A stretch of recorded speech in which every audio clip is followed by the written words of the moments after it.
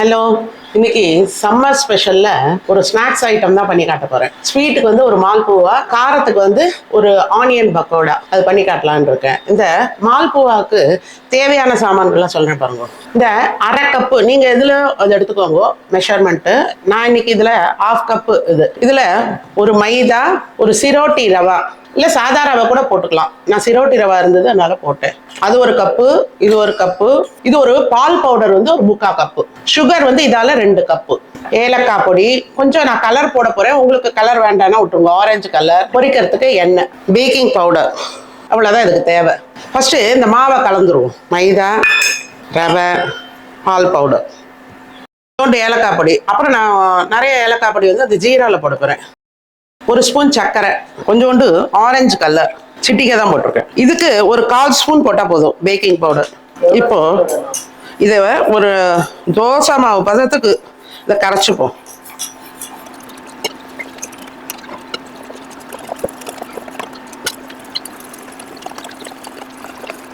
இல்லை ரெடி ஆயிடுது. இது ஒரு 1/2 hour ஊறணும்.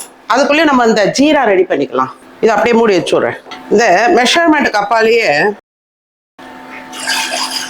ஒரு 2 கப்பு ஜலம் விட்டுருக்கேன், 2 கப்பு சர்க்கரை. ரொம்ப திக்காலாம் பண்ணக்கூடாது. நம்ம குலோப் ஜாமுனுக்கு வைப்போம் பாருங்க, ஒரு பிசுக்கு பதம் அது இருந்தா போதும். இதுக்கு பாருங்க, இது ஒரு 5 minutes போயிடுச்சுது. ஒரு லைட்டா அந்த குலோப் ஜாமுன் பிசுக்கு பதம் வந்தா போதும், கெட்டியா வேண்டாம். கேசரி கலர் போட்டிருக்கேன், ஒரு ஏர் பிஞ்ச் போதும். இந்த ஏலக்காய் பொடி போட்டுருவோம், மனமா இருக்கும் கடைசியில் போட்டாதான். நல்லா ஒரு 3/4 ஸ்பூன் போட்டிருக்கேன் நான் ஏலக்காய் பொடி, வாசனையா இருக்கும்.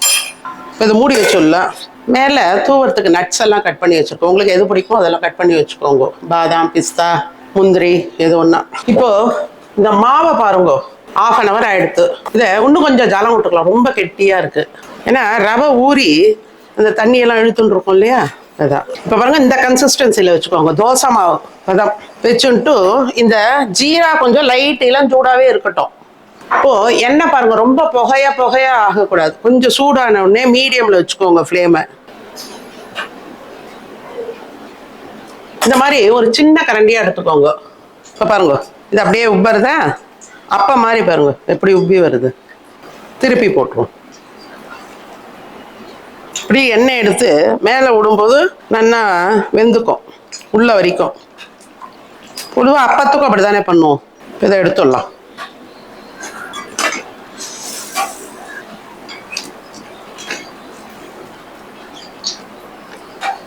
உங்ககிட்ட நீங்கள் பெரிய வானொலியில் நிறைய பண்ணுறதா, நான் கம்மியாக பண்ணுறதால சின்ன வானொலி வச்சுருக்கேன். பெரிய வானொலியில் அகண்ட வானொலியில் வச்சுட்டேன்னா 4 நாளாக கூட பார்த்துக்கலாம்.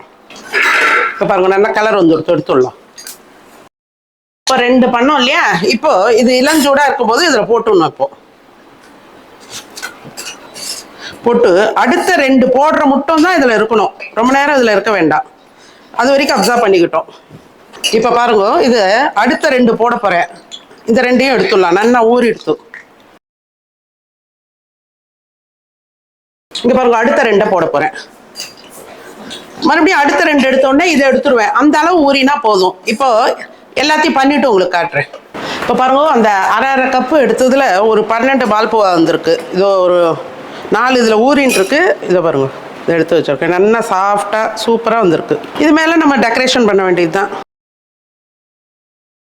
அவ்வளோதான், மால்பூவா ரெடி. நெக்ஸ்ட்டு நம்ம வந்து பக்கோடா பண்ணலாம். இப்போ இந்த பக்கோடாக்கு பாருங்க, ஒரு 3 வெங்காயத்தை வந்து சிப்ஸ் கட்டரில் இந்த மாதிரி சீவிட்டு கொஞ்சம் உப்பு போட்டு ஒரு 1/4 மணி நேரமாக இருக்குது. இப்போது இதை போட்டுன்றேன். இதில் இதே ஜலம் விட்டுக்கும், அதனால தான். இதுக்கு வந்து ஒரு பச்சை மிளகா, நான் கொஞ்சம் சிகப்பு மிளகா அப்படி போட போகிறேன். அப்புறம் இஞ்சி, ஒரு 4 பல்லு பூண்டு, இவாளுக்கு வேணுமானாலும் போட்டிருக்கேன், ஒரு 4 பல்லு. கொஞ்சம் சோம்பு, உங்களுக்கு இந்த சோம்பு பூண்டெல்லாம் வேண்டாம்னா விட்டுருங்க. வெறும் இஞ்சி, பச்சை மிளகா, கொஞ்சம் ஜீரகம் போட்டுக்கோங்க. அதை சதைச்சி இதில் போட வேண்டியது தான். இப்போது மிக்சியில் பாருங்க, இதை க்ரஷ் பண்ணிட்டு வந்திருக்கேன்னா இதை போட்டுருவோம். இது கடையில் போடுற மாதிரி நல்லாயிருக்கும், அது போட்டால் ஃப்ளேவர். கொஞ்சோண்டு சிகப்பு மிளகா, அப்படி ஒரு மிளகா போட்டிருக்கோம், கொஞ்சம் போட்டுப்போம். ஆல்ரெடி இதில் உப்பு போட்டிருக்கோம். இப்போ மாவெல்லாம் போட்டதுக்கப்புறம் தேவைன்னா போட்டுக்கலாம் உப்பை. இப்போ இதை கலந்துப்போம் நல்லா. இதே பாருங்க, எவ்வளோ ஜலம் விட்டுருக்கு பாருங்க. அதனால தான் ஜலமே விட வேண்டாம். இந்த தண்ணி அப்சார்ப் எவ்வளோ இழுத்துக்கிறதோ அந்த அளவு கடல மாவு போடுவோம். அளவெல்லாம் கிடையாது, மட்டை அரிசி மாவு போட்டால் போதும். கடலை மாவு 1 கப்பு போட்டேன்னாக்க நல்லா ஒரு 2 டேபிள் ஸ்பூன் அரிசி மாவு போட்டுக்கலாம். இதுங்களா தண்ணியே உடலை எவ்வளோ மாவு இழுக்கிறது பாருங்க. இது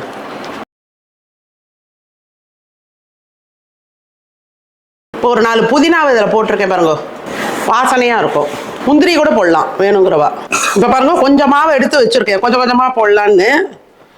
கொஞ்சம் கூட நான் ஜலமே விடல, அப்படி இழுத்துருக்கு மாவை. இது நீங்கள் இதுக்கு வெங்காயத்தை புழிஞ்சுட்டே மட்டா பண்ணுறவா வெங்காயத்தில் வர தண்ணியை புழிஞ்சுட்டே போடுங்க, இல்லாட்டா மாவு அப்படி இழுக்கிறது. நிறைய பேர் இருக்கிறாங்கன்னா நல்லா போட்டுக்கலாம். மட்டா இருக்கவாலாம் போட்டேன்னா அந்த ஜலத்தை கொஞ்சம் புழிஞ்சுட்டே போடுங்க. இப்போ எண்ணெய் காஞ்செடுத்து போடலாம்.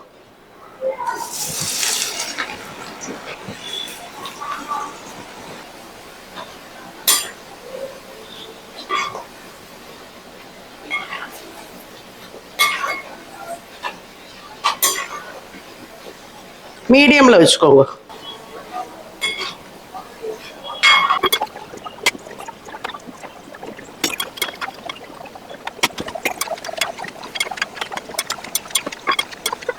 இப்போ பார்த்தீங்களா நல்லா செவந்துடுத்து, ஓசை அடங்கியிருக்கு, எடுத்துடலாம்.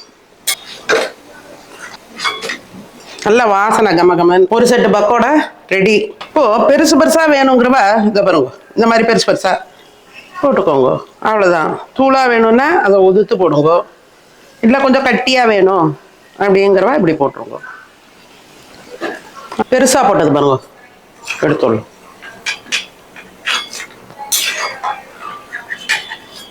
எல்லாரும் இந்த மால்புவாவையும் தூள் பக்கோடாவையும் ட்ரை பண்ணி பாருங்க. எப்படி வந்ததுன்னு கமெண்ட்ல போடுங்க. என்னோட வீடியோஸ்லாம் பிடிச்சிருந்தா லைக் பண்ணுங்க, ஃப்ரெண்ட்ஸ் அண்ட் ரிலேட்டிவ்ஸுக்கு ஷேர் பண்ணுங்க, சப்ஸ்கிரைப் பண்ணாதவெல்லாம் சப்ஸ்கிரைப் பண்ணுங்க. தேங்க்யூ.